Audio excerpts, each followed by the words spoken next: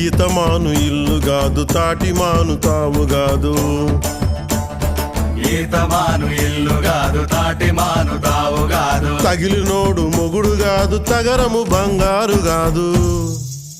అందుకే మాట వినాలి గురుడా, మాట వినాలి, మాట వినాలి, మంచి మాట వినాలి.